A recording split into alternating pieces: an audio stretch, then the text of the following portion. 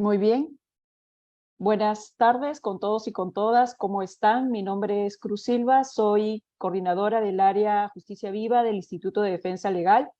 En esta ocasión les damos la más cordial bienvenida. Estamos iniciando un ciclo de eventos virtuales para poder conversar, intercambiar información y también ideas y propuestas sobre una institución y sus funciones absolutamente relevantes para el país. Estamos hablando de la Junta Nacional de Justicia.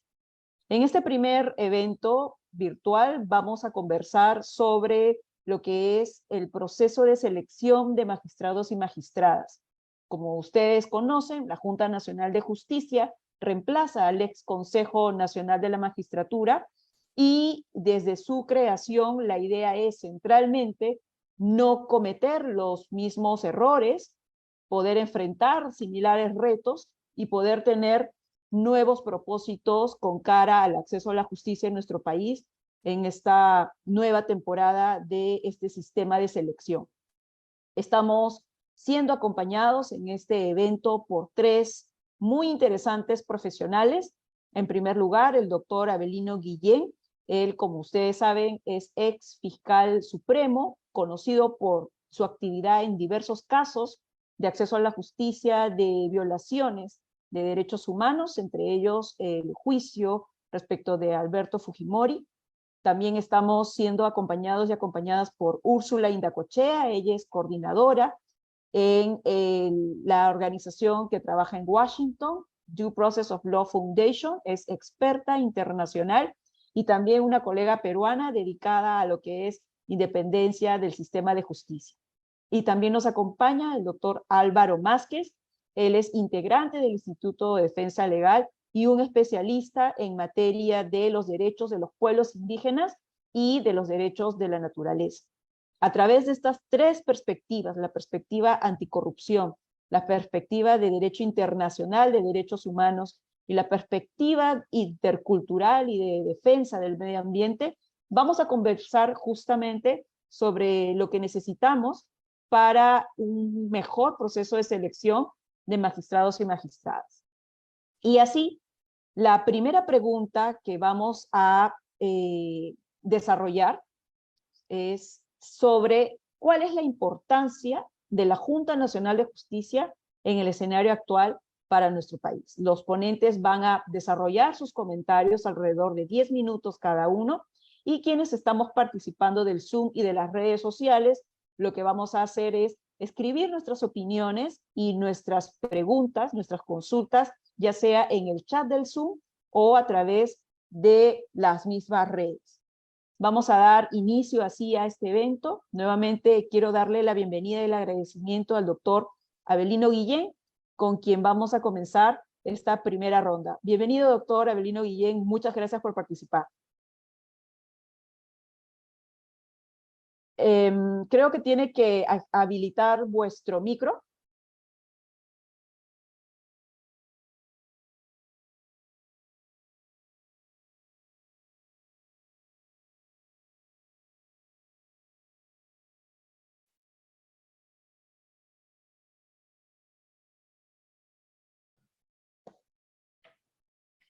Buenas tardes. Buenas tardes, perfecto. Muy bien. ¿Puedo empezar ya? Muchas gracias al Instituto de Defensa Legal por la invitación. Es un tema crucial, el rol que desempeña la Junta Nacional de Justicia. Y los aspectos que han sido propuestos para estas reflexiones hoy día, en mi concepto, son de vital importancia.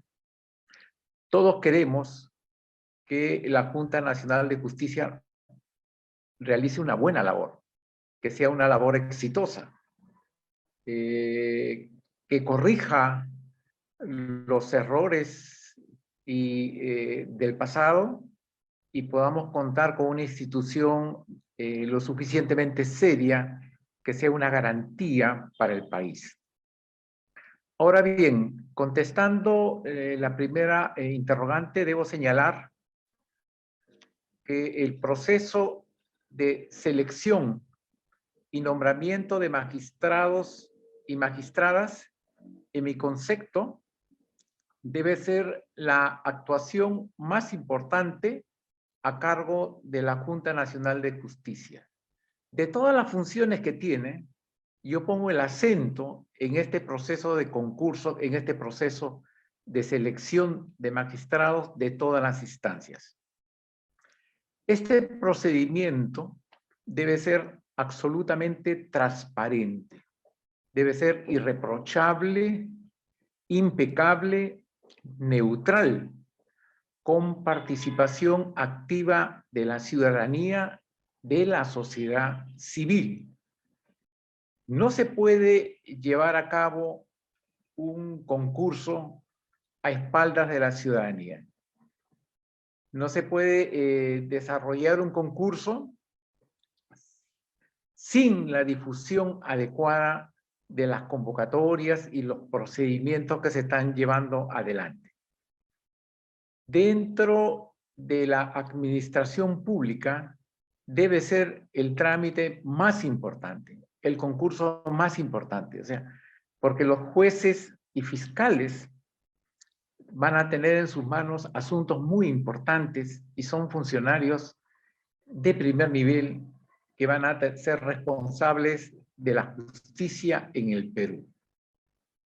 En esa línea, soy de la opinión que el principal deber de la Junta Nacional de Justicia es proporcionar, entregar al país jueces y juezas, fiscales con una trayectoria personal éticamente irreprochable, como se señala en la ley de la carrera judicial. Ese es un deber fundamental. Esa es una tarea central. La obligación de la Junta Nacional de Justicia de entregar al país, al concluir el concurso, magistrados irreprochables con la suficiente independencia para enfrentar cualquier tipo de presión.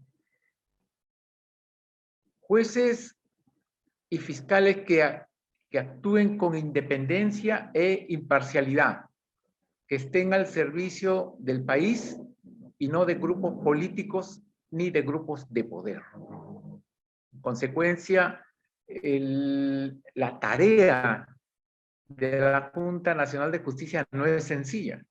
Es muy difícil y compleja para los integrantes de la Junta Nacional de Justicia captar o vislumbrar si el postulante que tienen al frente podrá o no realizar la función resistiendo la enorme presión que pudieran ejercer, por ejemplo, los medios de prensa.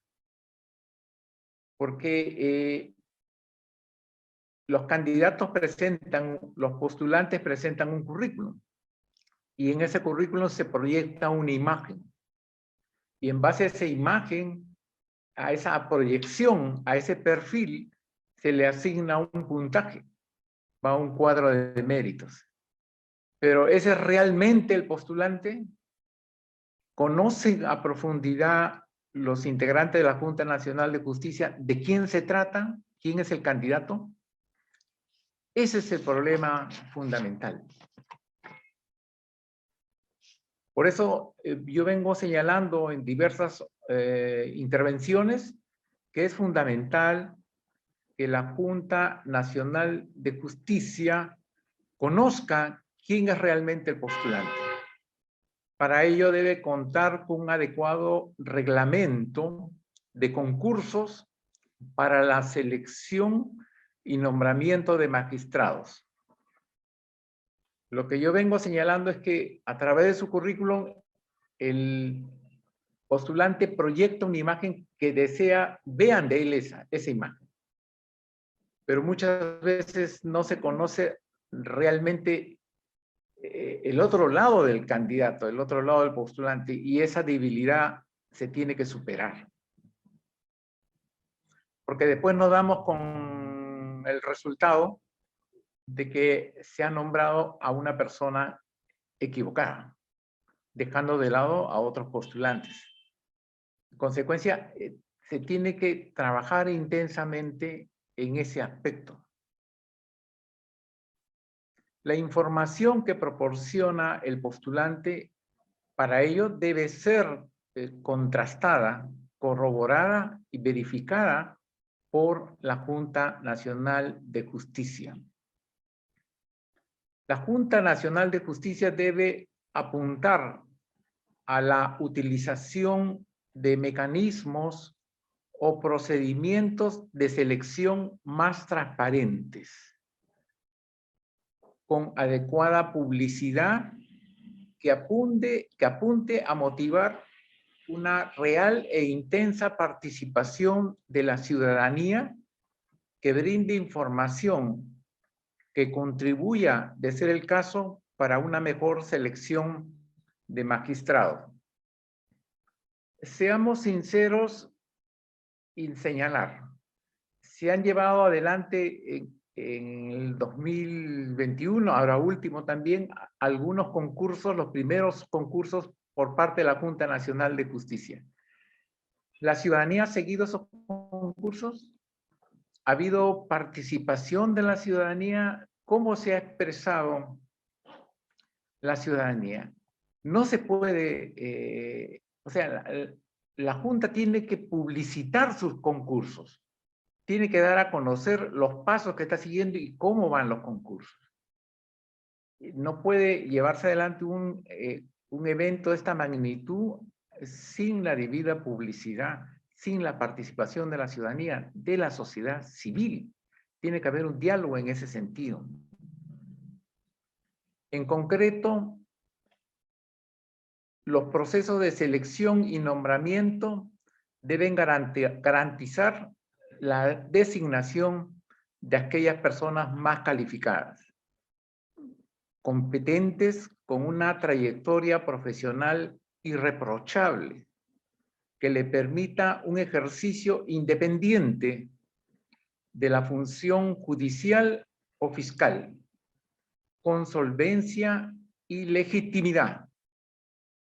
Tiene que tener la suficiente autoridad moral para enfrentar a esta, por ejemplo, un fiscal, la suficiente autoridad moral para enfrentar organizaciones criminales, la suficiente integridad para no doblegarse ante las presiones de grupos de poder o de organizaciones políticas, independencia para resolver las causas de acuerdo a su criterio, solo con sujeción a la ley y a la Constitución. O sea, eso es una garantía de que se está administrando justicia con limpieza y honestidad. A eso tiene que apuntar la Junta Nacional de Justicia. En esa línea debe tenerse en cuenta en estos procesos la publicidad como primer punto, la participación de la sociedad civil como segundo punto, transparencia y la especialidad de los postulantes. Este es un aspecto que en los últimos concursos han habido una serie de observaciones de parte de diversas instituciones y de varios postulantes. Pues reclamos y pedidos que en mi concepto debieron ser atendidos. Porque no es posible que, por ejemplo, en el examen de conocimientos se haya respetado la especialidad y en el caso del tema, del estudio del caso, no se haya respetado la especialidad y a un constitucionalista de fuste se le haya asignado un tema de carácter penal, con lo cual vulnera el principio de igualdad y no se haya respetado su especialidad. Consecuencia, esos son, en mi concepto, unas aspectos iniciales que yo pongo a consideración, algunas reflexiones. Lo que yo considero que es fundamental que la Junta Nacional de Justicia, para concluir mi primera intervención, es que tengan una información integral y completa del candidato. Sepan realmente quién es. Conozcan toda su trayectoria. Si, por ejemplo, si postula o es candidato a un abogado en un concurso abierto, debe conocerse cuáles han sido sus principales defensas, en qué casos ha participado, cuál es su actuación. Entonces, si no se cuenta con esta información integral y completa, pueden haber, en mi concepto, designaciones que no resulten las más importantes para el país. Aquí no se trata de que a mí me gusta el candidato A, B o C, no. Lo que acá consideramos es que al final sea el juez o el fiscal el último baluarte con el que cuente la ciudadanía para garantizar sus derechos. Yo puedo sentirme aliviado y tranquilo de contar con jueces y fiscales que yo estoy seguro que en caso que uno tenga la necesidad de recurrir a la justicia, yo tenga la garantía y la seguridad de que van a obrar de acuerdo a su criterio y con estricta sujeción a la ley, sin ningún atisbo de corrupción. A eso apunta, y en esa línea yo saludo el desarrollo de este evento. Muchas gracias. Muchísimas gracias, doctora Avelino Guillén. Muchísimas gracias por sus palabras y sobre todo por este punto central que usted plantea, lo relacionado a la trayectoria éticamente irreprochable y moral sobre quienes se presentan a estos cargos de la magistratura, sea en la fiscalía, sea en el Poder Judicial. A eso vamos a regresar justamente en la segunda parte y sin duda en algunas consultas de quienes nos están viendo. A continuación quiero presentarles a la doctora Úrsula Indacochea. Como habíamos mencionado, ella es directora de Independencia Judicial en Due Process of Law Foundation, DPLF, a quien por supuesto le damos la bienvenida y le agradecemos por estar aquí. Muchas gracias, Úrsula. Buenas tardes a todas y todos. Muchas gracias por la invitación. Es un placer poder intervenir en este evento, también alcanzando algunas reflexiones desde el derecho internacional. Quisiera comenzar diciendo que el proceso de selección de magistrados, no solo magistrados, de jueces, juezas, es un evento importantísimo para la justicia. Y más importante cuando se trata de los funcionarios judiciales de más alto rango, las autoridades, los magistrados supremos y los fiscales supremos, ¿no? Y tan importante es que dentro del derecho internacional, cuando se han desarrollado los componentes del principio de independencia judicial, el adecuado proceso de nombramiento es el primer elemento de esos componentes, ¿no? En el caso de los magistrados y los fiscales supremos está el agregado de que la independencia de las personas que resulten elegidas se expande de alguna forma a la independencia de la institución. O sea, hay, por supuesto, instituciones más sólidas que otras, más verticales que otras, que tienen ciertos elementos, digamos, de diseño estructural que hacen más difícil que una Corte Suprema, digamos, cooptada por el crimen organizado, por decirlo, pueda manejar por completo la estructura judicial, pero en general las Cortes Supremas, las Fiscalías Generales tienen un enorme poder respecto del resto de la estructura judicial a través de los temas de gobierno, de gestión, etc. Entonces, por eso es muy importante que los procesos de selección y nombramiento sean adecuados. Entonces, ¿qué ha dicho el derecho internacional? El derecho internacional dice, bueno, cada país puede tener distintas formas de elegir a sus jueces. Existen mecanismos de concurso público como los que tenemos en el Perú, existen mecanismos como elección por voto popular, como hay en Bolivia, mecanismos políticos, semipolíticos, como todavía existen en algunos países. Pero sea cual fuera el mecanismo, dice el derecho internacional, no todo mecanismo es adecuado. Para que sea adecuado tiene que cumplir con ciertas características y tiene que adecuarse a ciertos estándares, ¿no? Y entonces se han desarrollado, diría yo, 4 tipos de estándares. Los estándares de transparencia y publicidad, que serían como el tipo 1. los estándares de meritocracia, el segundo tipo de estándares, los estándares sobre participación ciudadana efectiva, o como lo llama la Comisión Interamericana, el escrutinio de los sectores sociales, y finalmente los estándares vinculados al respeto del principio de igualdad y no discriminación. Ahora, siendo estos estándares como los que determinan cuando un proceso de selección es adecuado y por lo tanto cuando se está cumpliendo o cuando por otro lado se está vulnerando el principio de independencia judicial, hay que señalar que para el derecho internacional la independencia judicial empezó siendo un derecho de los justiciables, de las víctimas, ¿no? Los primeros casos que se conocen en los sistemas internacionales son casos en los que la justicia no respondió adecuadamente, donde los jueces no fueron independientes en casos concretos y por lo tanto los primeros pronunciamientos o estándares aparecen en casos de este tipo, ¿no? Como derechos de las personas a ser juzgados como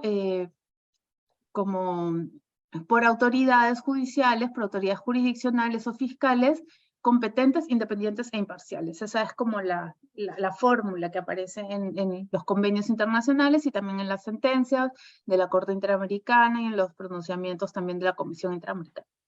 Pero poco a poco, digamos, esto ha ido evolucionando hasta considerar que pues no solamente esto es un derecho de los justiciables, sino también incluso un derecho de los jueces, de los fiscales y de la sociedad en general, ¿no? Se considera actualmente que la independencia judicial y, por lo tanto, su componente de un adecuado proceso de nombramiento es una costumbre internacional, es decir, que no necesita estar en un convenio para ser obligatoria para los estados.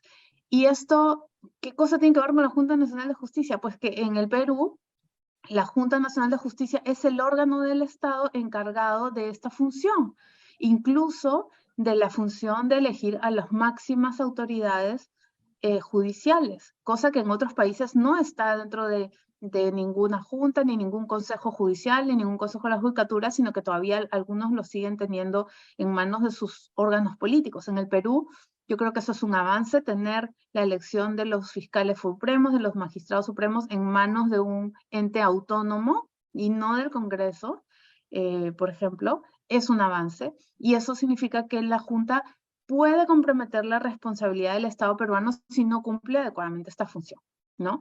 Eso por un lado.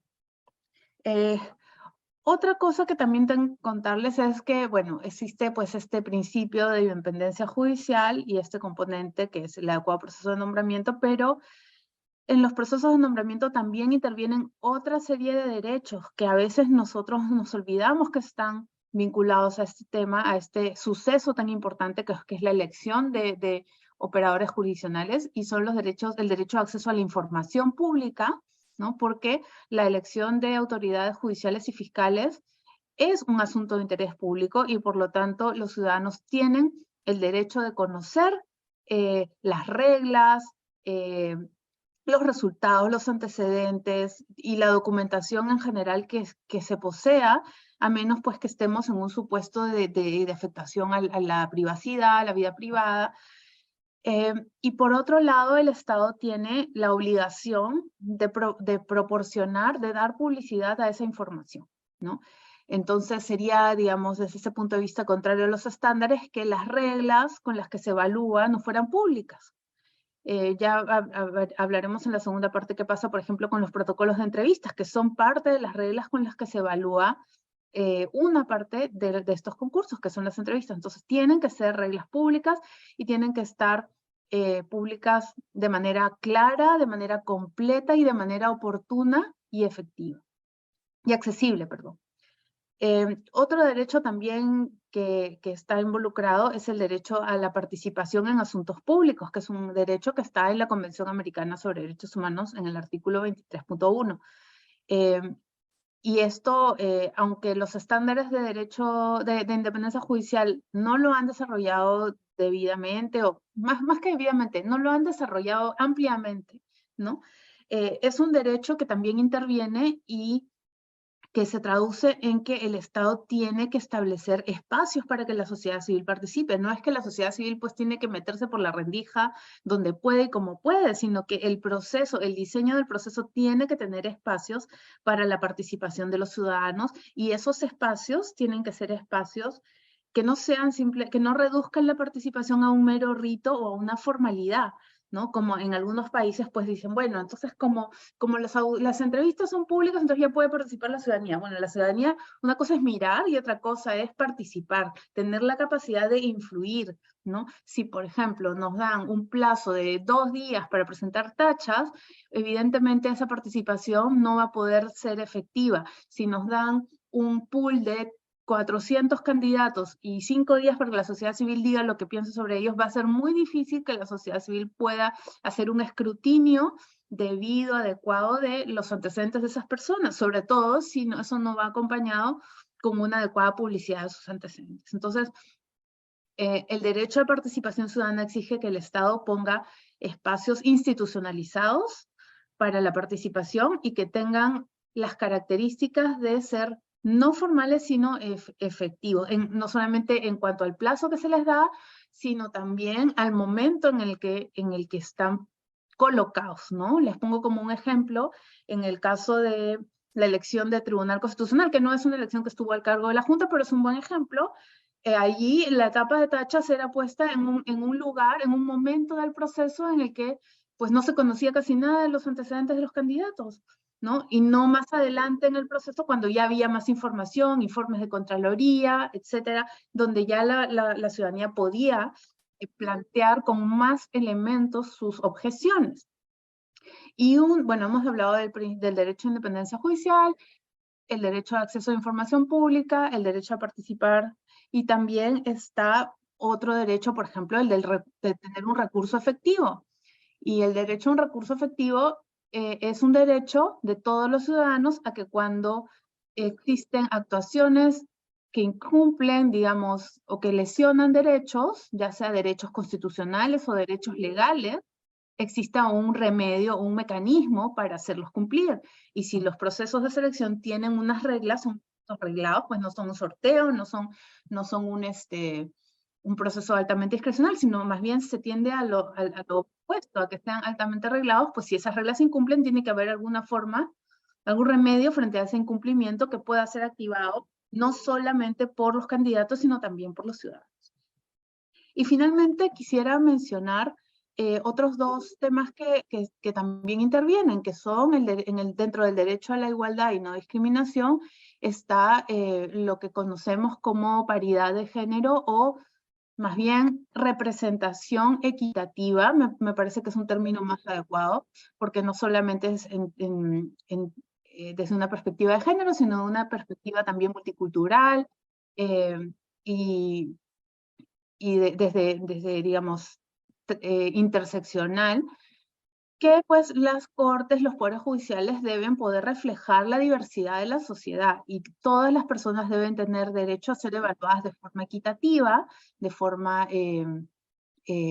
libre de sesgos, libre de estereotipos, ¿no? Quisiera ya después en la segunda parte comentarles algunos ejemplos de esto, pero esto no es simplemente una cosa que, bueno, ojalá que vengan más mujeres, ojalá, bueno, es que no se presentan, o bueno, se propenderá, trataremos de... No, es una obligación del Estado generar, o remover, mejor dicho, barreras que puedan seguir subsistiendo a este acceso, y esas barreras pues no son una cláusula en la ley o en el reglamento que dice las mujeres no pueden participar, sino son barreras invisibles, barreras que pues muchos expertos, estudiosos se han dedicado a mostrar, digamos, a visibilizar, y ya hablaremos más de eso. Y por último, creo que ya estamos superando la época en que los procesos de selección eran vistos, digamos, desde el derecho internacional con una perspectiva muy plana y formalista, solo desde digamos, el derecho a la independencia judicial dice esto ocurre en la realidad y lo contrastamos. No, existe también una nueva perspectiva, que es la perspectiva anticorrupción, que también aplica a estos procesos de selección. ¿Y qué significa una perspectiva anticorrupción? Que hay que evaluar el mecanismo desde una mirada que detecte cuáles son esos espacios dentro del diseño del proceso que pueden promover o facilitar la corrupción, ¿no? Existe pues estas teorías, estos elementos ya dentro de la doctrina anticorrupción que dicen, bueno, monopolio, monopolio de ciertas funciones, ausencia de rendición de cuentas, discrecionalidad, es decir, estos creo que son como unos 4 o 5 elementos que hay que observar, ¿no? En cualquier ley, en cualquier diseño institucional, hay que también observarlos en los procesos de selección y nos vamos a dar cuenta que hay espacios dentro de los procesos de selección que necesitan más cuidado, más vigilancia porque son más discrecionales, ¿no? Porque las personas que toman esas decisiones no están sujetas a rendición de cuentas. Por ponerles un ejemplo, si el 40% de mi puntaje depende de una entrevista y la entrevista no tiene reglas y además la hacen una comisión de expertos que nadie conoce y que además esos expertos en caso de cometer una arbitrariedad, como no son funcionarios públicos, no están sujetos a responsabilidades, entonces ese es un espacio que desde una mirada anticorrupción es riesgoso.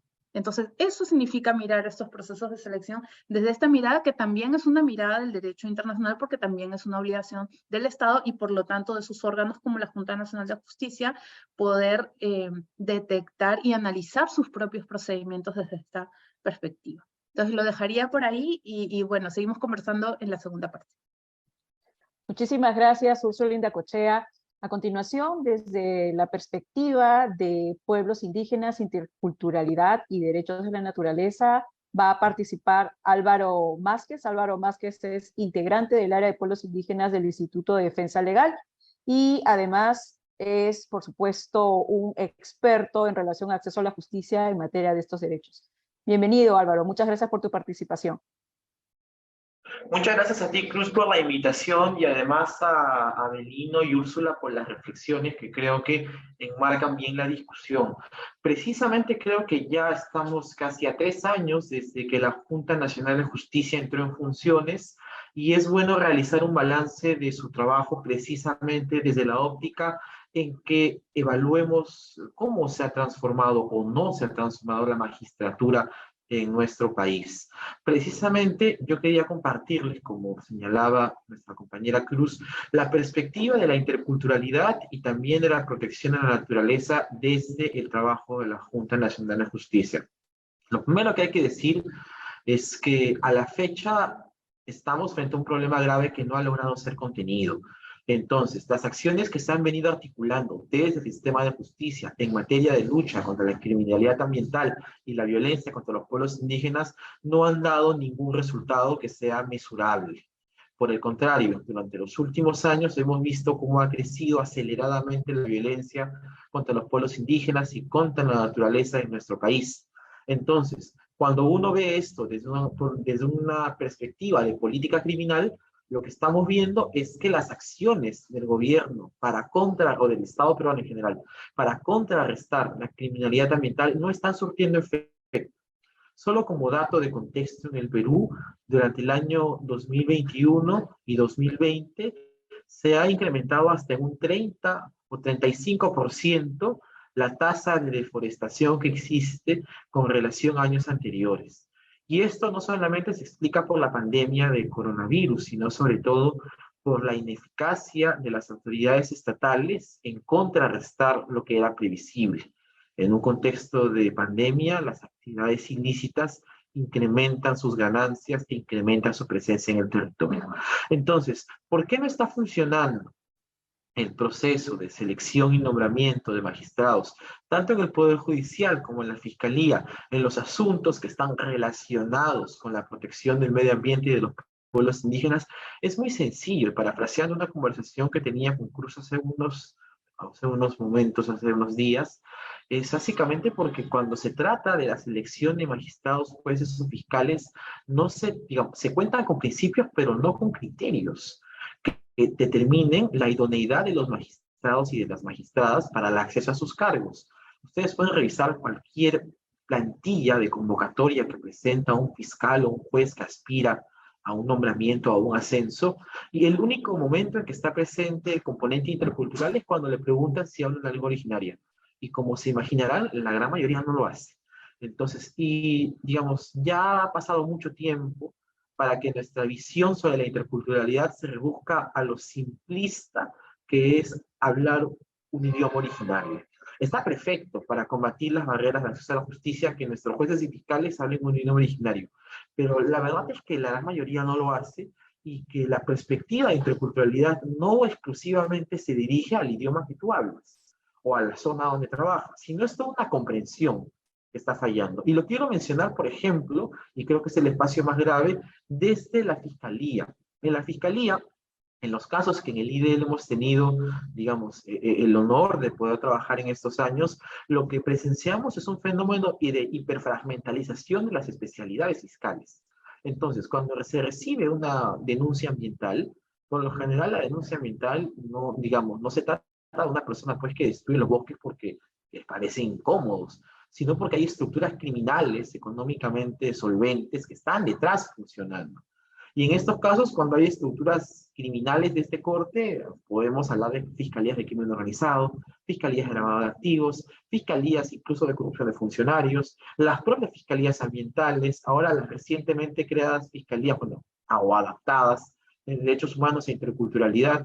Y digamos, en un caso concreto, hay muchas fiscalías que se disputan la competencia y casi siempre la pierde la fiscalía ambiental. Entonces, esta hiperfragmentalización de competencias o de especialidades lo que genera es que en la práctica una fiscalía es incapaz de comprender en conjunto el fenómeno criminal que tiene frente a sí, porque solamente entiende la parcela en la cual está especializado. Y en el supuesto, digamos, ideal de que nuestros fiscales estén realmente especializados. En nuestro trabajo hemos tenido ocasión de conversar con fiscales que en verdad conocen poco de la especialidad ambiental. Conocen muy poco y se forman con el nombramiento. Entonces, cogen una plaza y se forman con el nombramiento. Y aquí viene un problema, ¿no?, que nos ocurre sobre todo con los ascensos. Con los ascensos de magistrados hemos podido identificar, es un problema grave en regiones como San Martín, por ejemplo, hemos podido identificar que se han concretado ascensos de magistrados que no tienen un balance profesional idóneo. Son profesionales que no han hecho un balance idóneo, o sea, en su desempeño como fiscales o como jueces, han tenido bastantes problemas con la administración de justicia tardía, sin perspectiva intercultural, sin tomar en cuenta la urgencia de la actuación inmediata, y que, digamos, estos componentes no se visibilizan en el procedimiento de selección y nombramiento de magistrados, ¿no? Es como una ecuación matemática, el examen de conocimientos, el CV, el análisis de caso, la entrevista personal y listo. Entonces, en ningún momento se concreta con la importancia que merece la evaluación del desempeño de los fiscales o de los jueces. Y este es un grave problema porque a lo que nos lleva en la realidad es a que estamos, primero, nombrando a jueces o fiscales que no tienen experiencia previa en los asuntos que están obligados a ver, y en segundo lugar, aquellos que tienen experiencia la cogen en la formación, y en el ascenso no se evalúan realmente los méritos de su trabajo de años, sino solamente aspectos que no están necesariamente involucrados con la forma en que los ciudadanos y las ciudadanas sentimos la administración de justicia. Entonces, eso desde el punto de vista digamos, del nombramiento. El gran problema que esto genera es que tenemos, incluso en el mejor de los casos, a jueces y fiscales que no conocen a profundidad los temas que ven. Conocen los procedimientos, conocen el Código Procesal Penal, conocen seguramente el Código Penal, y con suerte algunos aspectos temáticos sobre la configuración de los delitos ambientales, pero en la práctica no comprenden el mundo indígena. Y esto me lleva a una reflexión que hacía Úrsula, y que creo que es importante profundizar. No estamos promoviendo el nombramiento de fiscales que vengan de las propias organizaciones indígenas, que sean parte del mundo indígena. A mí me llamó mucho la atención, y con pena, que sea noticia a nivel nacional el nombramiento de un fiscal del pueblo shipibo. Es excelente que tengamos un fiscal shipibo, pero que lo celebremos 200 años después de que haga la fiscalía, quiere decir que en el fondo, bueno, poco menos, quiere decir que en el fondo, digamos, que se nombren o que se designen a funcionarios que vengan de los pueblos indígenas es una noticia en el Perú, cuando debería ser una cuestión cotidiana. Según el censo que se realizó en el año 2017, el 30% de los peruanos se identifican con un pueblo indígena originario. Y en ese sentido, en el Perú, apenas estamos empezando a ver que empiezan a ocupar cargos que tampoco son los cargos más importantes del gobierno. Son, digamos, funciones intermedias a profesionales indígenas. Entonces, lamentablemente, si ponemos en los espacios de discusión, o sobre todo en los espacios de administración de justicia, a profesionales que no conocen la hondura del problema de violencia, de inseguridad, de acceso a la tierra a los pueblos indígenas, lo que vamos a tener es seguramente fiscales que conocen bien esos procedimientos, pero que no entienden la realidad. Y si no entienden la realidad, lo que va a resultar es que los procesos judiciales no van a terminar de la mejor forma porque tienen una limitación de base. Entonces, allí con relación, y eso es un trabajo de larga data, ¿no? Lamentablemente, el acceso a la educación superior entre pueblos indígenas es bastante reducido. De hecho, estas son las primeras generaciones de profesionales indígenas que están saliendo, digamos, en cantidades mayores a las otras generaciones, y es un reto de las facultades de Derecho, es un reto de la propia Administración de Justicia y particularmente de la Junta Nacional de Justicia. Llega ya la hora de revisar los procedimientos para poder no solamente evaluar los conocimientos técnicos procesales, sino evaluar el conocimiento de fondo sobre problemáticas largamente postergadas. Y un aspecto que no quería dejar de señalar, o dos antes de concluir esta primera ronda, tenía que ver con el Poder Judicial. Si en la Fiscalía pecamos de una hiperfragmentalización de las especialidades fiscales, que lo que hacen es que nadie vea el caso realmente importante y que todos se lleven un puñado y que terminen en impunidad, del Poder Judicial el fenómeno es opuesto. En materia de Poder Judicial nos faltan magistrados que sean especializados, al menos en el nombre, en diferentes temáticas. No existen casi juzgados ambientales. Y ese es un grave problema porque en el Poder Judicial es donde terminan resolviéndose todos los casos que la Fiscalía ve, sea de la A, de la B o de la C, terminan siendo evaluados por el Poder Judicial y nuestros jueces no están capacitados. Y es terrible. Ustedes pueden ver cómo se palpa la impunidad desde la escasa comprensión judicial en materia de algo tan sencillo para, digamos, algo tan sencillo para las comunidades indígenas como saber cuándo estamos frente a una especie protegida, forestal, de árbol, o a una que no lo es, y eso es algo que un fiscal no puede entender, o que un juez no puede entender. Y es trágico, porque esto determina que existe un delito o no, que hay una causal agravante o no, y eso es un problema. Y el último punto, entre el optimismo y, como siempre, la dureza de la realidad, está la situación de las fiscalías especializadas en derechos humanos e interculturalidad. Hace unos meses se anunció, y creo que es digno de celebrar, la reconfiguración de las fiscalías especializadas en derechos humanos y delito de terrorismo, que habían incorporado sus funciones en delito de interculturalidad, o los delitos que estaban vinculados a la gestión intercultural. Por lo tanto, ahora se llaman fiscalías en derechos humanos, interculturalidad y delito de terrorismo.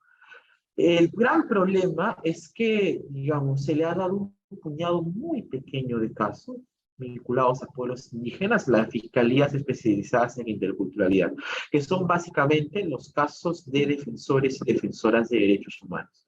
Está excelente que ahora los casos de asesinatos, de lesiones contra miembros de pueblos indígenas u otros defensores de derechos humanos los vean las fiscalías especializadas en interculturalidad. Es muy bueno porque antes se llevaban en las regiones sin fiscalización, sin escrutinio, sin presencia de la ciudadanía y se archivaban muy fácilmente. El caso de el Apu Arvildo Meléndez, el jefe de Bonipacuyaco, asesinado por buscar por 30 años en la titulación de su comunidad, que tiene una sentencia condenatoria por homicidio culposo, increíblemente, o una condena de 4 años de prisión con 8 meses, por deficiencias en la Fiscalía de Puerto Inca. Es saludable que este caso ahora se dé en Lima, con una fiscalía especializada, pero del otro lado es preocupante que se le haya dado solo el puñado más extremo de casos de violencia, ¿no? Los casos comunes de despojo de tierras, de actividades ilícitas, continúan siendo vistas en este sistema hiperfragmentado de fiscalías y poderes judiciales que están alejados, que no tienen capacidad de incidencia de la ciudadanía. Y eso es importante de ver porque es un problema, que los escasos esfuerzos del Estado sigan respondiendo al problema de manera marginal. Es digno de celebrar para la gente que lo ha impulsado, porque esta fiscalía está generando instrumentos nuevos de investigación, que sin duda si se aplican bien pueden ayudar a contener el problema, al menos de la impunidad, pero seguimos viendo el problema por sus linderos, ¿no? De refilón. Entonces, la última invocación en esta primera intervención tiene que ver con lo que decían la doctora Avelino y la doctora Úrsula, que es revisar los espacios de transparencia, los espacios de rendición de cuentas que tenemos en la sociedad civil para poder intervenir en este tipo de casos. Son escasos y desde la Junta Nacional de Justicia, en verdad es muy opaco cómo es que se maneja el proceso de selección. Está disponible en las redes sociales, uno lo puede encontrar haciendo arqueología de internet etapa por etapa, pero en verdad no hay un proceso de difusión entre los lugares donde se necesita que haya difusión de estos espacios. Qué importante sería que los fiscales ambientales de Ucayali sean seleccionados a tener una audiencia pública en la región. La gran crítica al Poder Judicial es que para regresar al principio, es el único de los tres poderes del Estado que no es un órgano de elección popular. Es un órgano de elección indirecta. Entonces nosotros confiamos que de manera indirecta estamos seleccionando a las personas que van a su vez seleccionar a las personas que a su vez van a seleccionar a los magistrados y a las magistradas. Entonces, si es así de indirecto, necesitamos canales desde la Junta Nacional de Justicia, no solamente para descentralizar el debate, sino en general para trasladarlo a la gente. Entonces, qué bueno sería que estos procesos de selección sean llevados en las regiones donde se va a impactar el trabajo de la función fiscal, que incluyan paneles con miembros de los grupos de víctimas recurrentes para que ellos desde su perspectiva hagan las preguntas que deben hacerse a un fiscal o un juez en el trabajo cotidiano que involucra a los justiciables, como se suele llamar, y por eso mismo, a casi 3 años después de entrar en funcionamiento la JNJ, es necesaria una reingeniería de la manera en que trabaja. Eso, y bueno, seguimos conversando en la segunda línea. Muchas gracias. Muchísimas gracias, Álvaro Másquez. Absolutamente importantes e interesantes vuestras propuestas. Yo solamente quiero sumar una idea que a esto se adjunta, ¿no? La política pública de acceso a la justicia que involucra tener operadores del sistema y operadoras que sean idóneas y útiles para el territorio en el que se les está designando, precede, o mejor dicho, tiene como previa evaluación justamente el conocimiento de la necesidad de dichos territorios sobre qué tipo de operadores se necesita frente a qué tipo de criminalidades que operan en esos espacios, ¿no? Entonces, muchísimas gracias por su participación. Vamos a comenzar la segunda ronda y esta va a ser incluyendo algunas de vuestras preguntas y comentarios. Ya saben, a los participantes del Zoom pueden hacer sus consultas y sus comentarios en el chat. Y para los que nos están siguiendo por redes sociales, por supuesto, también hacerlo por esa vía. Nosotros lo vamos a recoger. No quiero continuar sin antes agradecer, por supuesto, a las plataformas de Útero y La Mula que están compartiendo en vivo este espacio virtual, así como agradecer, por supuesto, a Hans Seidel Stiftung, que es quien nos acompaña en estos esfuerzos de reflexionar y aportar en estos temas tan importantes para nuestro país. La segunda pregunta, y corresponde a la segunda ronda, está relacionada con la siguiente. Y va esta pregunta para el doctor Avelino Guillén. ¿Cuál cree usted que son los retos que se le ha presentado a la Junta Nacional de Justicia en estos primeros concursos de selección y nombramiento? ¿Y cuáles pueden ser algunas propuestas para sumar al logro de sus objetivos? En ello también sumo la pregunta del público relacionada a lo siguiente. ¿Cómo medir ese requisito tan interesante del perfil de un operador y una operadora de la justicia relacionada con la trayectoria éticamente irreprochable o incuestionable? ¿Cómo se mide eso? ¿A través de declaraciones juradas, a través de la inexistencia de sentencias, entre otros? Muchas gracias, doctora Avelino Guillén, y comenzamos con usted esta segunda ronda. Tenemos cada uno y cada una 10 minutos para poder desarrollarla. Si nos ayuda abriendo su micro, por favor, para abrir su micro.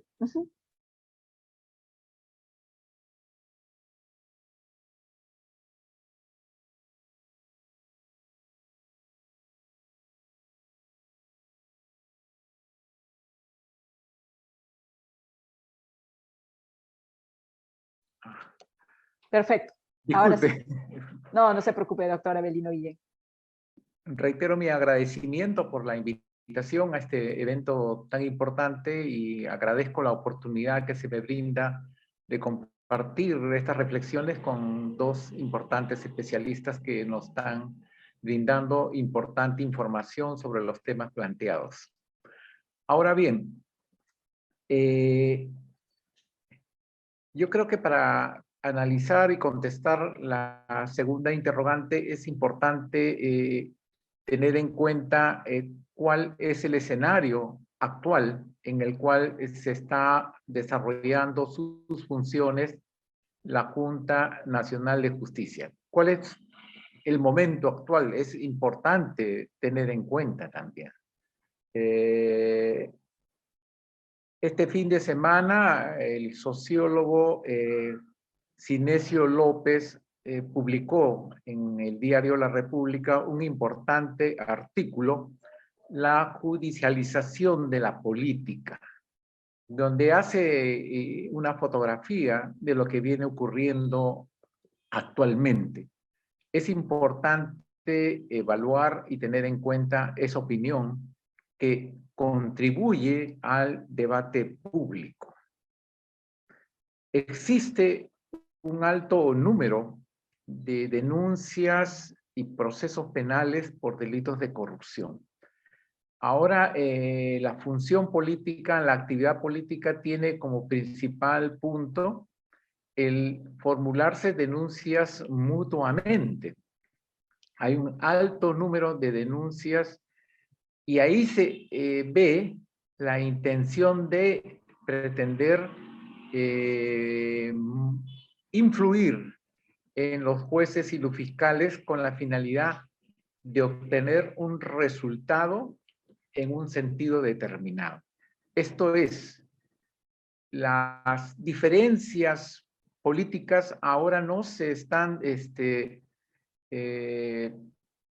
resolviendo a través de un debate público, sino que se pretende descalificar al rival o adversario planteándole una serie de denuncias y instaurando procesos penales. Ese es un tema importante que hay que tener en cuenta porque si revisamos las estadísticas o cualquier información en el Ministerio Público o en el Poder Judicial, vamos a ver un incremento estos últimos tiempos del número de denuncias de carácter penal. Se penaliza todo, ¿no? Cualquier conducta que uno desarrolla en la función pública inmediatamente es penalizado y el rival político lo que hace es presentar una denuncia penal y pretender que se inicie un proceso penal para de esa manera descalificar al adversario político. Eso es algo que debemos tener en cuenta. Se pretende utilizar el sistema de justicia para obtener un resultado político en un sentido determinado. Por ejemplo, en la actualidad se están desarrollando procesos de ratificación de jueces y fiscales de diversas instancias, creo que de la jueces supremos y fiscales supremos. Eso vemos que diversos grupos políticos, diversas tendencias, a través de medios de prensa, están exigiendo y llevando campañas con la finalidad que no se ratifiquen a determinados magistrados supremos. Eso, por ejemplo, es un hecho importante y que actualmente está en agenda.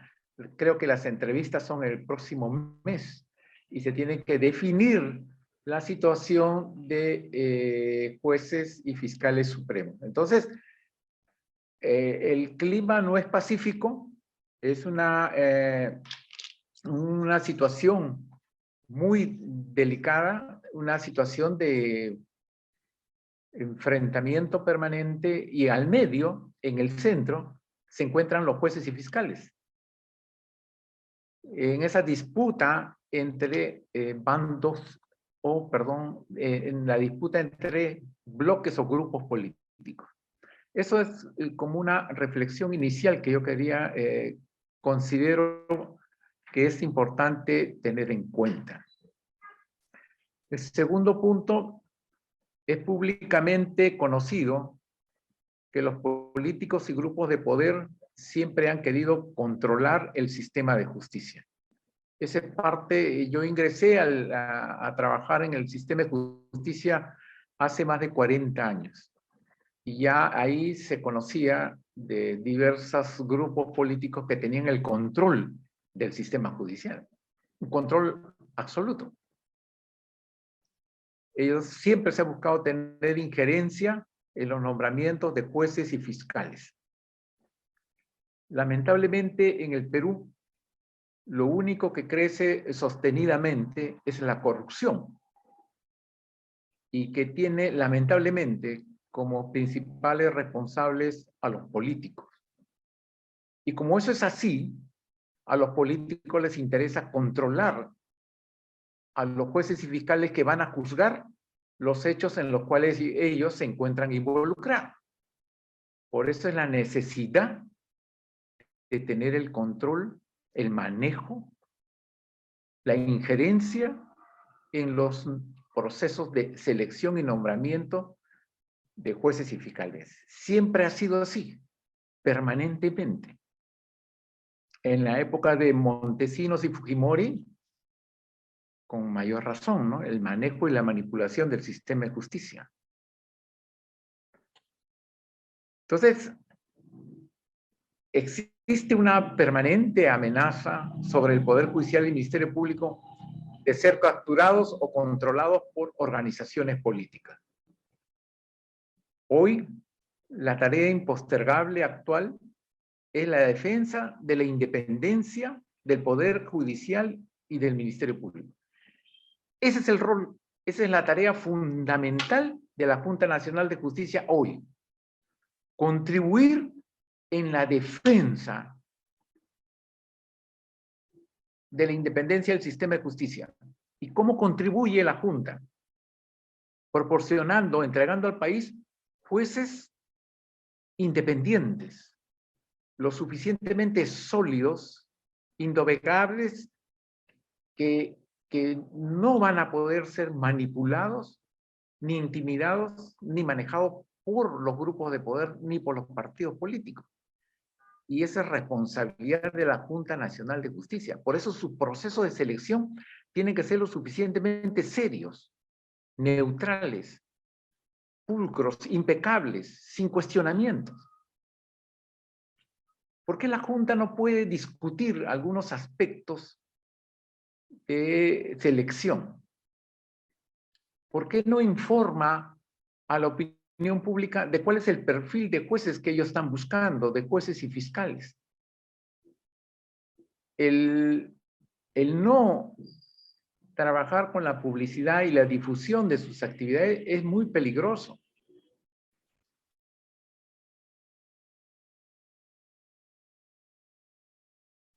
En tal sentido, nosotros debemos velar por una actuación absolutamente imparcial.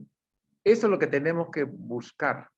Los jueces deben estar absolutamente, jueces y fiscales absolutamente alejados de maniobras políticas. Los jueces y fiscales no pueden ser instrumentos de maniobras políticas. Los hechos de corrupción deben ser investigados con severidad, rigurosidad, rapidez y rectitud. Pero el Ministerio Público no puede ser instrumento de una maniobra política, ni los jueces tampoco. La agenda de sus actividades no la fijan los políticos, la agenda la maneja la institución. El Ministerio Público tiene que imponer su agenda. La Fiscalía tiene la suficiente capacidad para investigar y exigir al Poder Judicial sanción a quienes han incurrido en hechos delictivos. La Fiscalía tenía una actuación sobresaliente, por ejemplo, en los casos donde estuvieron involucrados la red de Fujimori y Montesinos, con determinado nivel de éxito. Ha tenido una actuación importante en el caso, en los casos Odebrecht, en el caso Lavallato, todos estos procesos, y también tiene una actuación importante hoy en el caso de los cuellos blancos. Consecuencia, el Ministerio Público tiene la suficiente capacidad, la suficiente experiencia para poder desarrollar sus actividades de manera exitosa. La Junta Nacional de Justicia hoy día tiene enormes desafíos que afrontar. Una es lo que nosotros señalamos de la defensa de la independencia del sistema de justicia. Esa es su tarea fundamental hoy día y en esa línea se tiene que manejar. Punto A, tiene que obtener la confianza de la ciudadanía. A raíz de la actuación del ex Consejo Nacional de la Magistratura, que estuvo involucrado algunos de sus integrantes con los cuellos blancos, la ciudadanía perdió la fe en el sistema, en el Consejo de la Magistratura. Entonces, la tarea es muy grande para la Junta Nacional de Justicia. Tiene que ser diametralmente opuesto a lo que hizo el Consejo Nacional de la Magistratura. Tiene que mostrar la diferencia notable con la actividad y con el rol que desempeñó ese organismo. Y para eso tiene que actuar con transparencia, con publicidad, incorporando a la sociedad civil, explicando sus decisiones, con antelación, comunicando, fijándose plazos razonables para la intervención de la sociedad civil. En concreto, tiene que demostrar que es radicalmente opuesto a la forma en que actuó el ex Consejo Nacional de la Magistratura. Punto B, tiene que llevar adelante procesos de selección y nombramiento de manera impecable, transparente y con debido proceso. El respeto a la especialidad en la larga carrera judicial y fiscal es fundamental. Y las reglas de concurso tienen que ser fijadas de manera transparente. Punto C, tiene que concluir con el proceso de evaluación integral de la labor que desarrolló el ex Consejo Nacional de la Magistratura. No tengo información de que ese proceso de evaluación integral de la labor que desarrolló de los últimos procesos que tuvo a su cargo haya concluido. Punto D, informar a la ciudadanía del resultado de esa evaluación integral. El Consejo tiene que mostrar su rostro, tiene que demostrar el trabajo que viene desarrollando, tiene que hacerse conocido, tiene que someterse al escrutinio público. Si a los ministros de Estado lo llevan todos los días al Congreso para que expliquen su trabajo, semanalmente, quincenalmente los llevan, ¿y por qué no la ciudadanía no puede conocer el trabajo que viene desarrollando la naturaleza? ¿Cuáles son sus planes, sus objetivos, sus metas de la Junta Nacional de Justicia? Es un organismo que está encerrado en su torre de marfil y eso no es conveniente.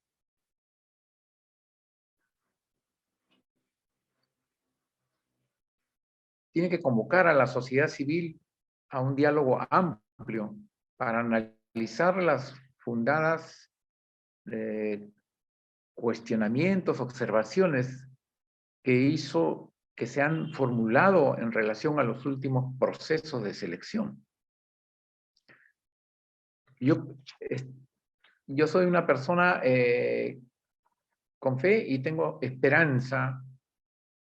Conozco de la trayectoria profesional de varios integrantes de la Junta Nacional de Justicia, personas comprometidas con la verdad y con la justicia, y pienso que tienen la mejor intención. por el bien del país es hora de corregir y que escuchen las críticas y observaciones que de manera fundada le han realizado organismos como, por ejemplo, JUSDEM, Jueces por la Justicia y Democracia, el Instituto de Defensa Legal, algunos postulantes que motivaron sus observaciones. Entonces, yo creo que es fundamental un diálogo sostenido en forma pública con la sociedad civil. ¿Cómo medir la trayectoria de yo creo que hay, si el Consejo tuviera mecanismos, métodos de descubrimiento de la trayectoria de una persona, no necesitaría de mayor, basta con cruzar información. Ahí se puede hacer una rápida verificación. En Lima, por ejemplo, todos los abogados nos conocemos, sabemos de la trayectoria y con una simple seguimiento y contraste de la información que proporciona el propio postulante, se puede avanzar rápidamente en conocer su trayectoria. Sanciones disciplinarias, procesos que ha tenido, información que proporcione la ciudadanía, la sociedad civil. Es fácil, usted rápidamente puede llegarse a conocer. Es muy difícil que una trayectoria de muchos años se pueda ocultar y la función pública o privada puede ser identificada y hacer un adecuado seguimiento y evaluación del candidato. Entonces,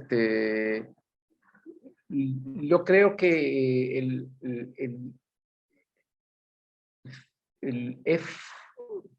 no digo que es fácil, pero se puede establecer mecanismos y procedimientos que sin afectar la esfera privada de un candidato se pueda conocer realmente.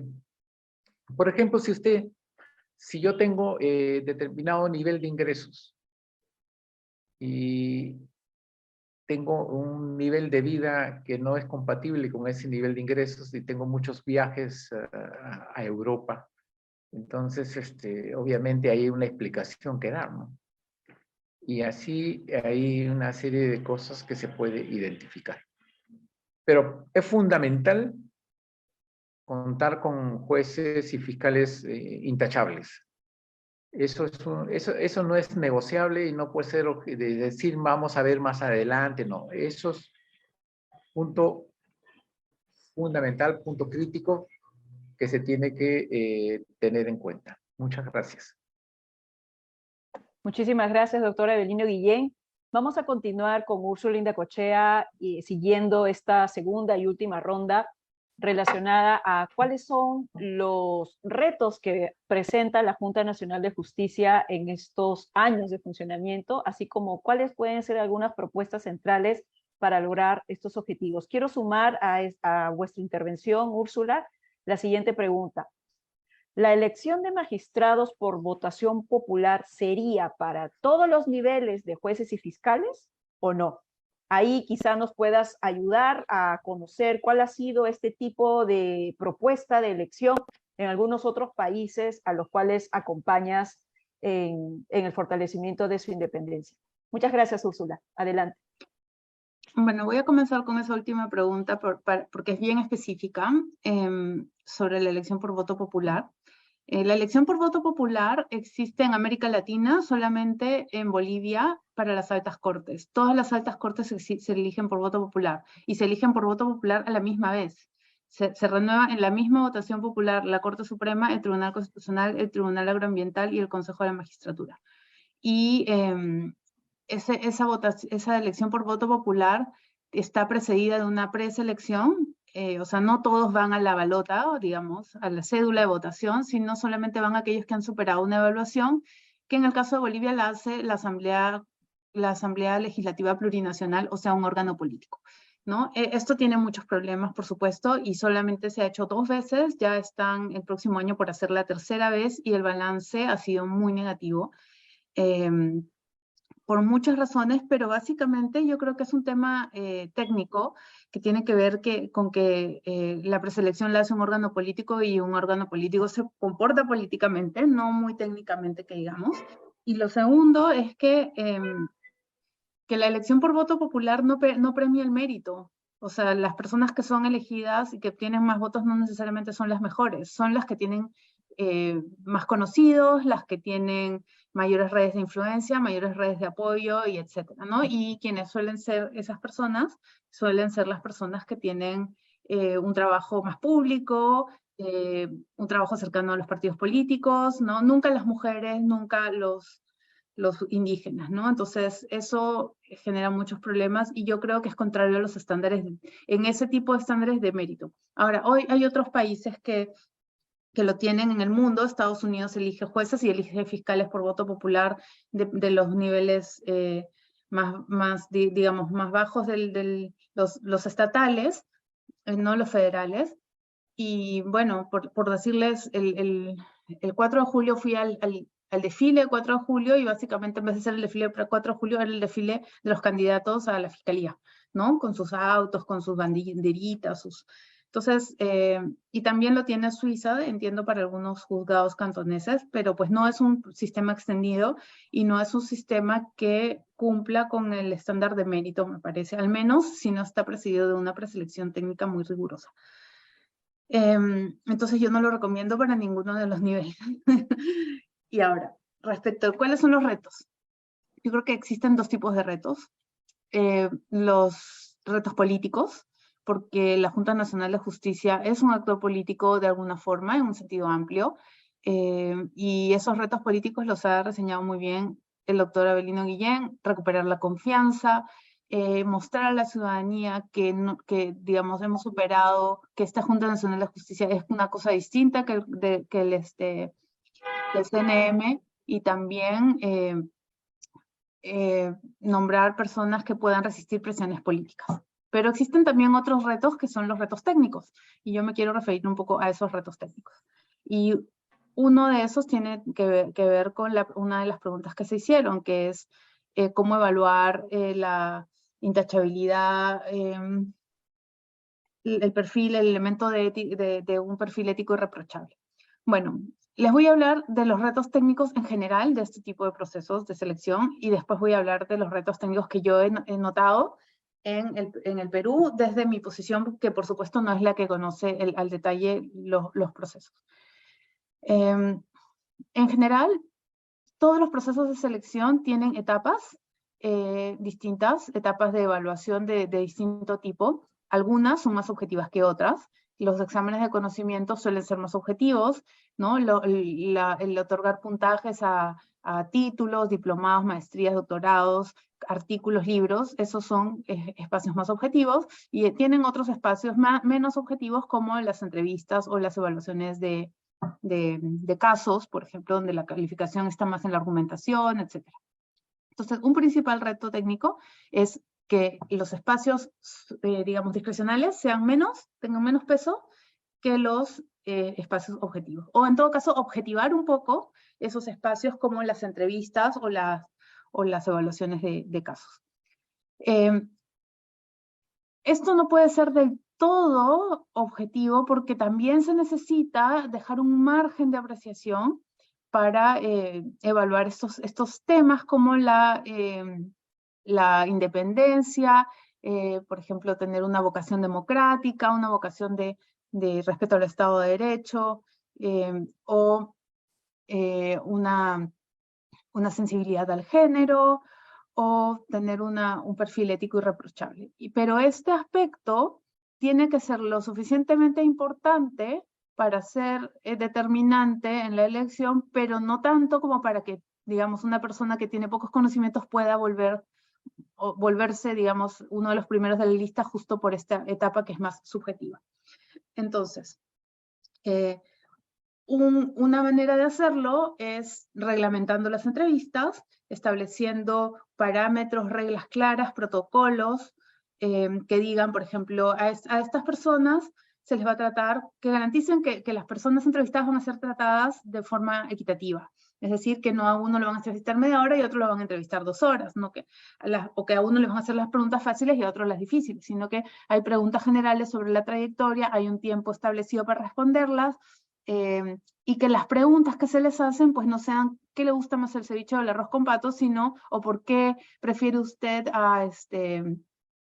a John Rawls sino a otro filósofo del derecho? Sino que sean preguntas que están orientadas a evaluar cada uno de los puntos que se tienen que evaluar en la entrevista. Entonces la entrevista tiene un objetivo, evaluar, no sé, conocimiento sobre tal, vocación democrática, proyección personal, y preguntas sobre tal, entonces cada persona cubre en su entrevista todos esos aspectos, porque si no, a uno no le evalúan algunos aspectos, a otros no le evalúan los otros, y entonces en realidad esa entrevista termina siendo un instrumento arbitrario que permite colocar a personas sin méritos en lugares donde no deberían estar. Entonces, esa es una forma. Ahora, ¿cómo se mide? Y aquí voy a aprovechar para responder la pregunta. ¿Cómo se mide el elemento ético? Bueno, el elemento ético no se puede acreditar como una declaración jurada, porque nadie va a presentar una declaración jurada diciendo que no es honorable, ¿no? Algunos países lo hacen, increíblemente, pero pues a mí me da un poco de risa, la verdad, porque en todo caso no es suficiente. Sirve para, digamos, acreditar que la persona se compromete con la veracidad de lo que está diciendo, pero es un elemento claramente insuficiente. ¿Y cómo se suele hacer? Bueno, hay algunas partes de la vida de la persona que tienen contacto con la institucionalidad del Estado, como por ejemplo la verificación de si se tienen antecedentes penales, policiales, sanciones disciplinarias, todo ese tipo de huellas, digamos, en la trayectoria de una persona, que bueno, pues las regulaciones pueden establecer que si se tiene eso, dependiendo de la gravedad, pues no se tiene la idoneidad moral. Pero existen otro tipo de situaciones que no entran, digamos, no tocan la institucionalidad del Estado y que es difícil detectar, ¿no? Por ejemplo, un empleador abusivo, por ejemplo, un jefe acosador, por ejemplo, un vecino que patea a los perros, por ejemplo, un padre de familia conflictivo, una persona intransigente. Todas esas cosas no salen en ningún certificado y obviamente nadie las va a declarar juradamente. Entonces, esas cosas, para conocerlas se necesita que o la Junta haga un esfuerzo y las investigue un poco, ¿no? O se deje un espacio para que la ciudadanía las visibilice, ¿no? Entonces, por eso es importante establecer un espacio para que la ciudadanía pueda presentar elementos, denuncias, no solamente taches, sino elementos tanto de apoyo, porque, por ejemplo, si es una persona reconocida, es un buen vecino, un buen padre de familia, el mejor profesor del año, el mejor profesor de la facultad, el mejor amigo, no sé, todos esos apoyos pueden manifestarse, deberían poder manifestarse, así también como las detracciones. Pero aquí surgen algunas situaciones limítrofes, ¿no? Algunas situaciones discutibles desde un punto de vista constitucional, ¿no? Yo les voy a poner 2 ejemplos, pero son mis ejemplos de toda la vida. Si ya me han escuchado, seguro los recuerdan. Yo siempre pongo el abogado del Chapo Guzmán. El abogado del Chapo Guzmán quiere ser magistrado de la Corte Suprema de Perú. Es un abogado peruano y quiere, pues postula. Y entonces, bueno, la pregunta es, ¿el abogado de un narcotraficante transnacional tiene la intachabilidad ética y la intachabilidad entendida como una ausencia de reproches éticos? Entonces, bueno, ahí viene una discusión, ¿no? Viene una discusión de, bueno, pero esta persona no ha hecho nada malo, no ha hecho nada ilegal, es su derecho al trabajo, todas las personas merecen una defensa jurídica, una defensa técnica, y es cierto, pero hay que allí hacer una ponderación, ¿no? Una ponderación de si una persona con esas relaciones laborales va a generar tal desconfianza y tal incertidumbre en la ciudadanía que no vamos a sentir que prácticamente nuestra sala penal suprema está cooptada por el narcotráfico transnacional, o si realmente esa persona puede o no puede estar, si se le excluye o no se le excluye, y eso es una cuestión de ponderación, ¿no? Lo mismo está en el caso, por ejemplo, de personas que tienen graves acusaciones por corrupción, ¿no? Y que las protege la presunción de inocencia. Entonces, hay otro debate allí de si estas personas que no han sido condenadas, ¿no?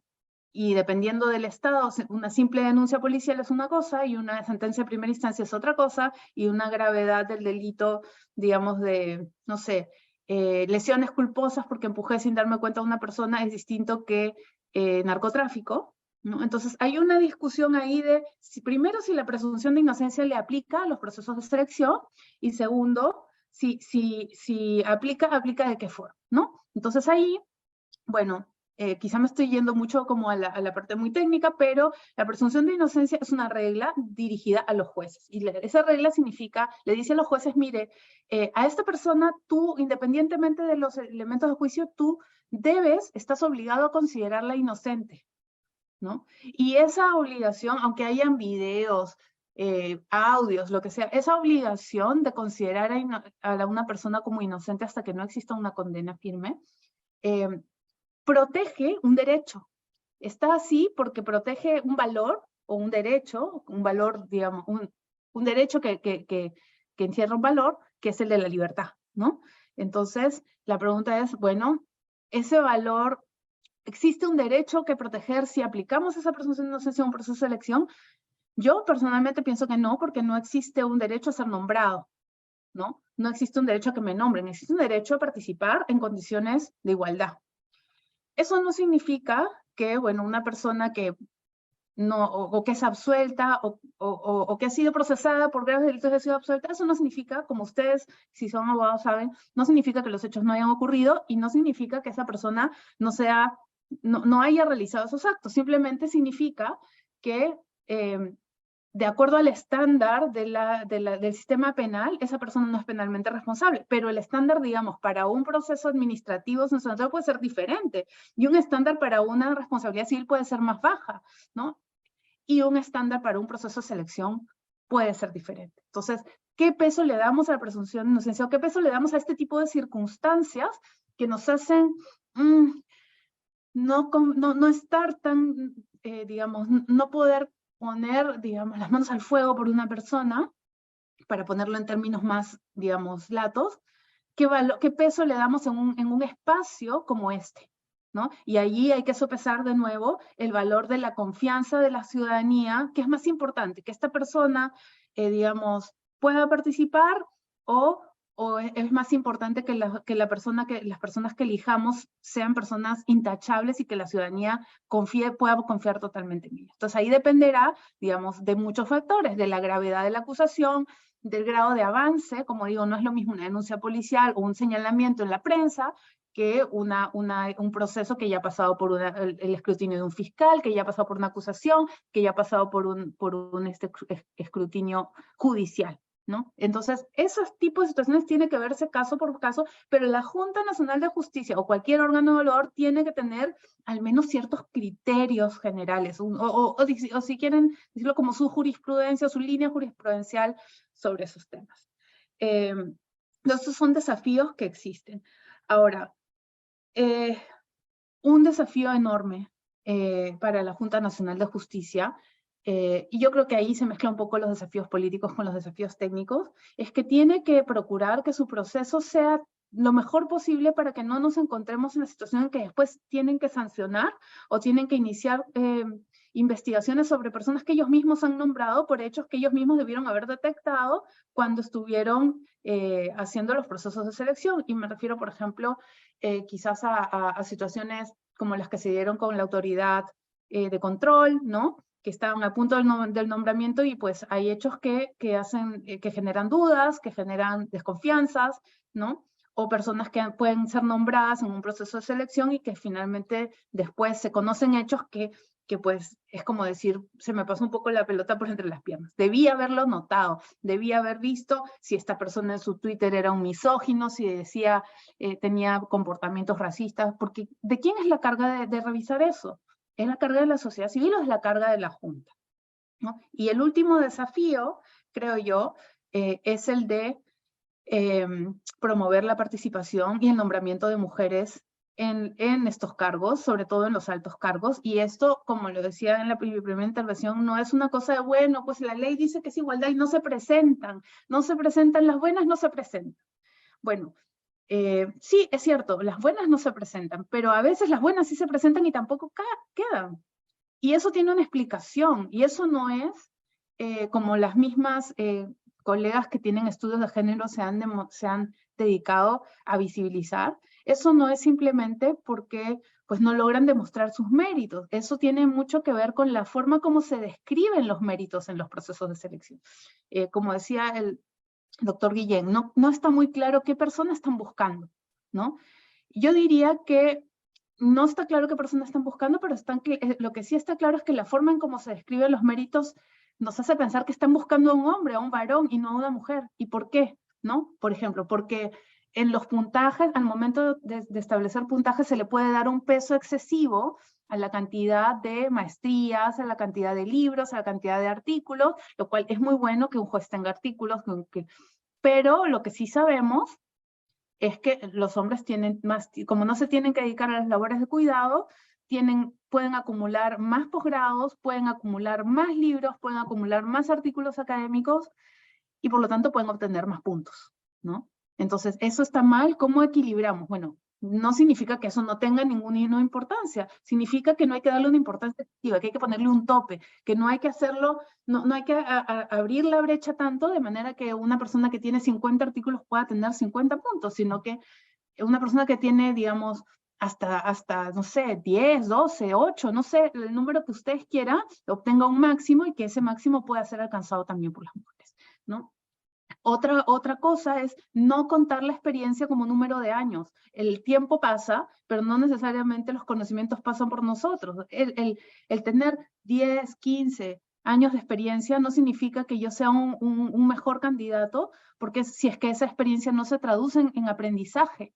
Entonces, contar la experiencia solo por el número de años deja atrás a las mujeres, porque las mujeres se demoran más tiempo en llegar a ciertos puntos que sus pares varones, porque se demoran más en ascender, porque tienen que terminar las capacitaciones, las hacen en tiempos más largos, etcétera, y entonces, si contamos por años de experiencia, pues las mujeres llegarán a jueces supremas después de los 50, a los 60, y los hombres sí pueden llegar quizás a los 40, 45. Entonces, ese tipo de cosas no son visibles. Si uno lee las normas, dice, bueno, pero esto es neutral, acá cualquiera puede cumplirlo, pero no es así. Eso se llama un perfil generalizado y existen formas de corregir eso. Y la Junta, así como lo ha hecho muchos otros países que han empezado a reflexionar sobre eso, creo que es importante que la Junta lo haga y que mande un mensaje de que las mujeres, que tanto nos cuesta tener los méritos que hemos logrado, no vamos a llegar a un espacio donde encima se nos va a cuestionar esos méritos de una manera desproporcionada y donde no van a ser adecuadamente valorados, ¿no? Porque en la entrevista se nos va a preguntar, oiga, ¿y usted cómo va a abandonar a su familia si está yendo a un puesto en otra ciudad, donde no se nos va a preguntar, bueno, ¿y cómo usted, si tiene 3 hijos, cómo piensa ser fiscal suprema? ¿Con quién los va a dejar? Entonces, ese tipo de cosas desalienta la postulación de buenas candidatas. Y eso la Junta tiene que ser expresa en mandar un mensaje claro de que los estereotipos, de que los sesgos van a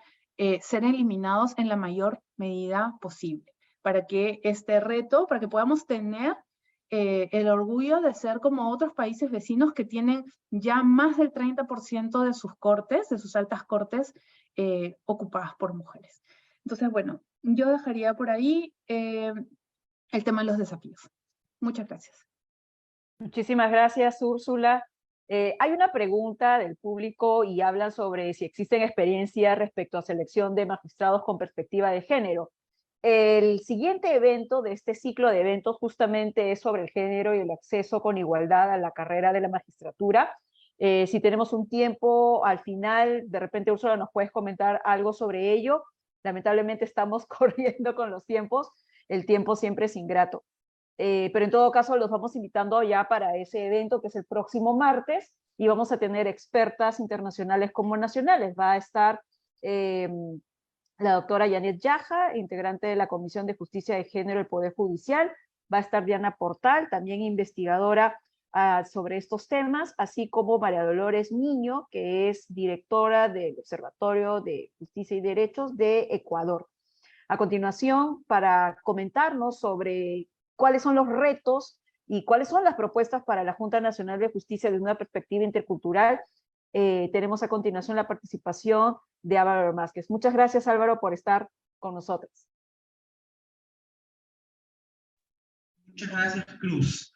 Quiero agradecer a los ponentes porque han dejado bastante claro el escenario. Yo, con relación al desempeño de la Junta Nacional de Justicia, quería hacer algunas apreciaciones generales y otras específicas.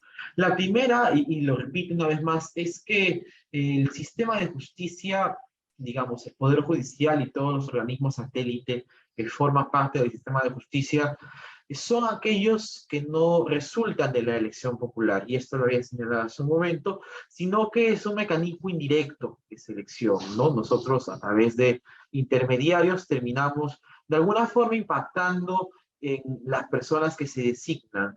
Ahora, esto es como funciona en el plano formal. En la práctica, en estos caminos de interlocución entre algunos funcionarios y otros, lo que resulta es que hay, como se señalaba, muchos grupos políticos o grupos económicos que buscan el poder, que interrumpen esta intermediación. No sorprende la presencia de operadores políticos, y eso lo vimos con la caída del Consejo Nacional de la Magistratura. Entonces, que la justicia sea un espacio en pugna por diferentes actores, algunos más nobles que otros, algunos más bien siniestros, no es novedad.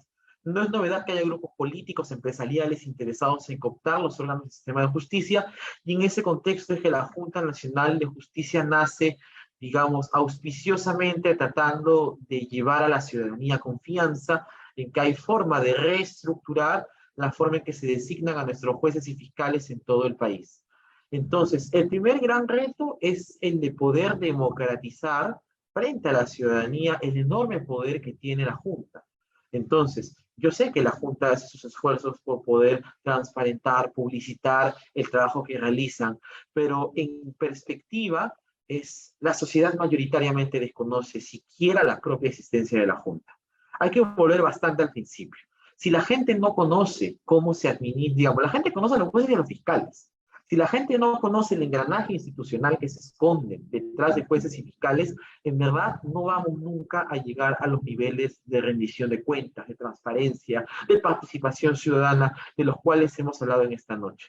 Entonces es indispensable que la Junta haga el trabajo de poder llevar, digamos, sus competencias y sus resultados a la gente. Y ahora mismo yo no he visto esfuerzos serios por transportar a la gente de verdad en debate. Es cierto que uno puede ver la transmisión de una audiencia de selección de jueces o fiscales a través de Internet, pero sabemos que en una sociedad como la nuestra, la brecha de acceso al Internet es amplia, y yendo mucho más atrás, siquiera la brecha de conocimiento sobre la existencia de la Junta es tremenda. Entonces, esto no se va a arreglar transmitiendo en vivo los procesos de selección. Se necesita un esfuerzo real, un esfuerzo comprometido de transportar un poco de ciudadanía, ¿no? Porque hablar sobre la conformación de los estamentos del gobierno y del Estado es llevar ciudadanía a la gente para que sepamos a quiénes pedirles rendición de cuentas y de qué forma, ¿no? Otro aspecto que es un caldo de cultivo siempre conflictivo es el que mencionaba el doctor Avelino, relacionado con los operadores políticos como el Congreso, ¿no? Que están detrás de la selección de los integrantes y otros organismos que también están involucrados, no solamente con la Junta, sino como con altos tribunales como el propio Tribunal Constitucional, del cual se ha hablado un par de veces esta noche. Entonces, allí hay retos de ingeniería grandes que se tienen que hacer, ¿no? En ingeniería constitucional, en ingeniería institucional, hay retos que sin duda se tienen que tomar en serio. De lo contrario, vamos a volver a reunirnos periódicamente a seguir hablando de que qué pena que nadie sabe lo que está ocurriendo, y en verdad no hay modificaciones concretas a las normas y a los procedimientos que acerquen los procedimientos de selección de magistrados a la gente. Cuando digo a la gente no me refiero solamente digamos, a lo que se conoce como la sociedad civil o a lo que se conoce como la academia, sino a una sociedad civil mucho más grande, ¿no? Las organizaciones indígenas, los gremios de trabajadores y otros tipos de asociaciones civiles que de verdad están en campo con problemas que necesitan ser resueltos desde la óptica de la justicia. Mis observaciones específicas en aspectos de interculturalidad y sostenibilidad ambiental. Lo primero es que hay que sincerarnos con la enorme falencia con la cual funciona el sistema especializado en materia ambiental en el Perú. El sistema de las fiscalías especializadas, que no tiene un correlato judicial de ese mismo nivel, está que se hace agua por todos lados, ¿no? Como les decía hace un momento, los casos realmente importantes ambientales no los ven las fiscalías ambientales, los ven otras fiscalías que no tienen competencias, que no tienen conocimientos en asuntos ambientales, no tienen los medios logísticos, no conocen cómo se hacen diligencias especializadas en materia ambiental, pero sí hacen otras que las ambientales no hacen. Caso icónico, una fiscalía ambiental no sabe hacer levantamiento del secreto bancario, no sabe hacer, digamos, operaciones encubiertas. Una de crimen organizado, sí, pero por el contrario, al crimen organizado le cuesta utilizar un laboratorio forestal para examinar, digamos, para evaluar daño ambiental, y así, se van peloteando conocimientos y no funciona. Entonces, ¿qué rol tiene que cumplir la Junta aquí en el proceso de selección de magistrados? Es importante caminar, y eso es un trabajo conjunto con el Ministerio Público, con otras dependencias del sistema de justicia, caminar hacia la construcción de un nuevo sistema especializado que no sea hiperfragmentado, sino que recoja equipos interdisciplinarios. Y para recoger equipos interdisciplinarios, lo mínimo que se puede hacer desde la Junta Nacional de Justicia es promover el conocimiento interdisciplinario también desde las competencias que se evalúan en un magistrado. Entonces, como se ha señalado en esta reunión, uno se evalúa, sabe más derecho penal, sabe más derecho comercial, pero nadie evalúa que para ciertas especialidades fiscales o judiciales, yo necesito a alguien que sepa de aspectos ambientales, de aspectos anticorrupción, de aspectos vinculados a criminalidad organizada, en una sola persona. Y si bien es cierto, tal vez no sea la misma persona, pero sí en un equipo, y precisamente el trabajo de la Junta carece de esta perspectiva colectiva. Entonces, hiperindividualizamos a las competencias y no vemos a los equipos que se conforman. Dejamos la conformación de los equipos a otros organismos como el propio Ministerio Público, ¿no? Que se encarga de la designación de equipos, etc. Pero digamos, si desde la Junta no estamos viendo que tengamos a las mejores personas, mejores capacitadas para promover este tipo de trabajo, en verdad estamos yendo, al menos, con la pata medio coja, ¿no? Diciéndolo de una forma coloquial. Y con relación al asunto de los pueblos indígenas, desde la interculturalidad, el reto es todavía, no sé si más complejo, pero sí más profundo. Más profundo porque, como decía hace un momento, seguimos celebrando como si fuera algo, digamos, noticioso, que profesionales indígenas se sumen a la carrera fiscal, se sumen a la carrera judicial. Debería estar naturalizado que los miembros de los pueblos indígenas ocupen cargos importantes, ¿por qué no los cargos de las altas cortes en nuestro país? Y esa es una brecha que no solamente es de la JNJ, pero sí le corresponde a la JNJ promover, digamos, con la Academia Nacional de la Magistratura, el empoderamiento y el acercamiento de los pueblos indígenas a los propios órganos como jueces o fiscales, ¿no? Las propias asignaciones de estos cargos. Es un tema largo, pero, repito una vez más, si no tenemos profesionales que vengan desde el mundo indígena, la perspectiva de interculturalidad siempre va a ser reducida. Nunca vamos a llegar al nivel óptimo. Entonces, ese es un punto del cual es importante conversar. Y sobre lo último, el punto final, es que continuamos abordando problemas de manera segmentada. Y esto desde el trabajo de la Junta se aprecia en que en las evaluaciones de conocimiento, en las evaluaciones curriculares, en las entrevistas y las evaluaciones de caso, seguimos evaluando a los jueces y a los fiscales por cuánto derecho procesal conocen o cuánto articulado de los códigos conocen, pero no por en qué medida están familiarizados con las problemáticas sociales que se esconden detrás de las especialidades a las que buscan acceder. Entonces, si no le preguntamos a un juez o a un fiscal ambiental sobre en qué medida conoce las tasas de deforestación, los drivers de la deforestación, los actores criminales que están detrás, o siquiera pregúntenle a un fiscal cómo funciona la fotosíntesis. Por Dios, se van a llevar resultados espeluznantes. Entonces, seguimos evaluando competencias que no son las únicas que debemos evaluar. Entonces, yo, bueno, invoco a la reflexión sobre estos asuntos. Creo que es el momento más oportuno para hacerlo. Les agradezco una vez más por la invitación. Muchísimas gracias, Álvaro Másquez. Con vuestra participación, nosotros lamentablemente debemos cerrar el espacio, no sin antes agradecer, por supuesto, a nuestros tan interesantes ponentes del día de hoy.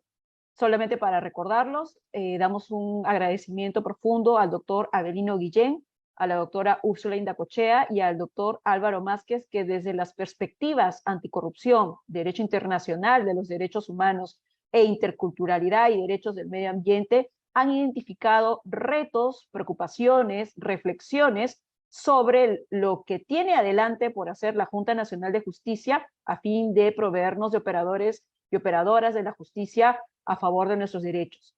No queremos cerrar este espacio sin antes comentarles que el próximo martes 11 de octubre de 5:30 a 7 vamos a tener un segundo espacio de reflexión y está relacionado con el género y la igualdad en el acceso a la magistratura. Nuevamente va a participar en ese panel la doctora María Dolores Miño, del Observatorio de Derechos y Justicia de Ecuador, Janet Yaja, de la Comisión de Género de nuestro Poder Judicial, y Diana Portal, quien es investigadora del Grupo de Investigación en Derecho, Género y Sexualidad. Muchísimas gracias a quienes han estado en el presente Zoom. Esta grabación va a estar en nuestras redes y nuevamente reiterarles el agradecimiento a nuestros ponentes y esperamos pronto tenerlos en un nuevo espacio para ir más puntualmente a la reflexión sobre el balance de lo que viene respecto de la Junta Nacional de Justicia. Muchas gracias a todos y todas y tengan muy buenas noches. Gracias. Buenas noches, hasta luego.